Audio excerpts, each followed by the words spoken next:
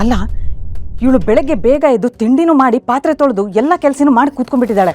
ಆದರೆ ಎಲ್ಲ ಕೆಲಸನೂ ಮಾಡಿದ್ದೀನಿ ಅಂತ ಬುಕ್ ಹಿಡ್ಕೊಂಡು ಹೋಗಿ ರೂಮಲ್ಲಿ ಕೂತ್ರೆ ಆಚೆನೇ ಬರೋದಿಲ್ಲ. ಅವಳೇನಾದರೂ ಆಚೆ ಬರಲಿಲ್ಲ ಅಂದರೆ ಮಧ್ಯಾಹ್ನದ ಅಡುಗೆ ನಾನೇ ಮಾಡಬೇಕಾಗತ್ತೆ. ಈಗ ಅವಳನ್ನ ಆಚೆ ಹೆಂಗೆ ಕರೆಯೋದು? ಮೇಡಮ್, ಅಮೃತ ಅವರಿದ್ದಾರಾ? ಇದ್ದಾಳೆ, ಆದರೆ ಅವಳು ಹೊರಗಡೆ ಬರೋಷ್ಟು ಫ್ರೀ ಇಲ್ಲ. ಅವಳಿಂದ ಏನಾಗಬೇಕಿತ್ತು? ಅದು ಒಂದು ನೋಟಿಸ್ ಕೊಡಬೇಕಿತ್ತು. ಏನು ನೋಟಿಸಾ?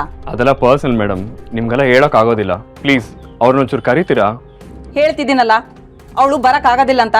ಅದೇನಿದ್ರು ನನ್ನ ಕೈ ಕೊಡಿ. ಇಲ್ಲ ಮೇಡಮ್, ಅವ್ರ ಹೆಸ್ರಿಗೆ ಬಂದಿರೋದನ್ನ ನಿಮ್ಮ ಕೈ ಕೊಡೋಕ್ಕಾಗೋದಿಲ್ಲ. ರೀ, ಅವಳು ಈ ಮನೆ ಸೊಸೆ, ನಾನು ಚಿಕ್ಕತ್ತೆ. ಅವಳ ಹೆಸರಿಗೆ ಈ ಮನೆಗೆ ಏನೇ ಬಂದರೂ ಅದನ್ನ ತಗೊಳ್ಳೋ ಅಧಿಕಾರ ನನಗಿದೆ. ಸುಮ್ಮನೆ ನಾನು ಕೊಟ್ಟು ಹೋಗ್ರಿ. ಅದೆಲ್ಲ ಕೊಡೋಕ್ಕಾಗೋದಿಲ್ಲ ಮೇಡಮ್. ಯಾಕ್ರಿ ಆಗೋದಿಲ್ಲ?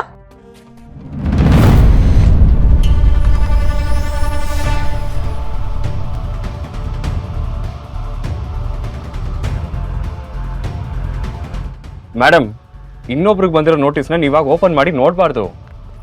ಸರಿ, ನೋಡೋದಿಲ್ಲ. ಆದರೆ ಈ ನೋಟಿಸ್ ಯಾಕೆ ಬಂದಿದೆ ಅಂತ ನೀವೇ ಹೇಳಿ. ಹಂಗೆಲ್ಲ ಹೇಳೋದಕ್ಕೆ ಆಗೋದಿಲ್ಲ ಮೇಡಮ್. ನೀವು ಹೇಳೋದಿಲ್ಲ, ನನಗೆ ನೋಡೋದಕ್ಕೂ ಬಿಡೋದಿಲ್ಲ. ಅಂದಮೇಲೆ ನಾನು ನೋಡೇ ನೋಡ್ತೀನಿ.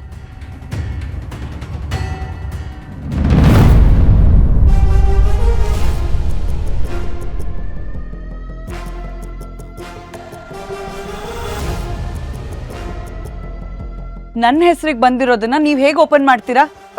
ಅಲ್ಲ, ನೀವು ಮಾಡ್ತಿರೋ ತಪ್ಪು ಆಂಟಿ. ಇನ್ನೊಬ್ಬರ ವಿಷಯದಲ್ಲಿ ಮೂಗು ತೂರ್ಸೋದನ್ನ ಸ್ವಲ್ಪ ಕಮ್ಮಿ ಮಾಡಿ.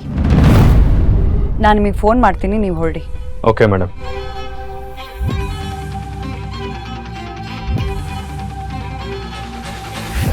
ನನಗೆ ಇನ್ನೊಬ್ಬರ ವಿಷಯದಲ್ಲಿ ಮೂಗು ತೂರಿಸ್ಬೇಡ ಅಂತ ಹೇಳೋಷ್ಟು ಸೊಕ್ಕು ಬಂದ್ಬಿಡ್ತಾ ನಿನಗೆ? ಮಾಡ್ತೀನಿ ಕಣೆ ನಿನಗೆ. ಅತ್ತೆ, ಏನಾಯ್ತು? ಏನಾಯ್ತಾ? ನಿನ್ನ ಹೆಂಡತಿ ಹೆಸರಿಗೆ ಯಾವುದೋ ನೋಟಿಸ್ ಬಂದಿತ್ತು, ಅದೇನು ಅಂತ ನೋಡ್ಬೇಕನ್ನಷ್ಟೊಳಗೆ ಬಂದು ಕಸ್ಕೊಂಡು ನನ್ನ ಹೆಸರಿಗೆ ಬಂದಿದ್ದನ್ನ ನೀವ್ಯಾಕೆ ನೋಡ್ತೀರಾ ಅಂತ ಇಸ್ಕೊಂಡು ಒಳಗಡೆ ಹೋದ್ಲು. ನೋಟಿಸಾ? ನೋಟಿಸ್ ಅಂದ ಕೂಡಲೇ ಮಾವ ಯಾಕೆ ಅಷ್ಟು ಗಾಬರಿಯಾಗಿ ಹೋದ್ರು? ಇದ್ರಲ್ಲೇ ಗೊತ್ತಾಗತ್ತೆ ಅವರಿಬ್ಬರ ನಡುವೆ ಏನೋ ನಡೀತಿದೆ ಅಂತ. ಅದು ನಮಗೆ ಗೊತ್ತಾಗಬಾರ್ದು ಅಂತ ಹೀಗೆ ಮಾಡ್ತಿದ್ದಾಳೆ. ಹಾಗೆಲ್ಲ ಏನು ಇರೋದಿಲ್ಲ ಕುಮುದ. ನೀನು ಸುಮ್ಮನೆ ಏನೇನೋ ಯೋಚನೆ ಮಾಡಬೇಡ. ಅವಳಿಗೆ ಇಂಥ ಯೋಚನೆ ಬಿಟ್ಟರೆ ಬೇರೆ ಏನು ಬರುತ್ತೆ ಹೇಳಿ? ಇನ್ನೊಬ್ಬರ ವಿಷಯದಲ್ಲಿ ಮೂಗು ತೂರಿಸದೆ ಹೋದ್ರೆ ತಿಂದನೇ ಅರ್ಗಲ್ವಲ್ಲ. ಅಮೃತನ ಹೀಗೆ ಅಂದ್ಲು, ನೀವು ಹೀಗೆ ಹೇಳ್ತಿದ್ದೀರಾ? ಅವಳಿಗೆ ನೀನೇನು ಅಂತ ಅರ್ಥ ಆಗಿದೆ, ಅದಕ್ಕೆ ಹಾಗೆ ಹೇಳ್ತಾ ಇದ್ದಾಳೆ.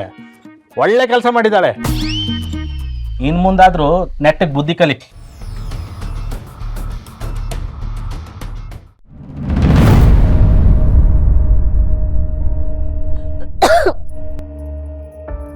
ಏನ್ ನಳಿನಿ,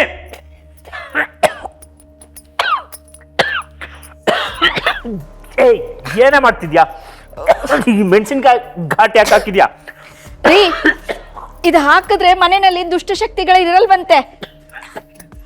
ಈ ಘಾಟ್ ಹಾಕಿದ್ರೆ ದುಷ್ಟಶಕ್ತಿಗಳು ಬಿಡು, ನಾವು ಮನೆ ಒಳಗೆ ಬರಕ್ಕಾಗಲ್ಲ.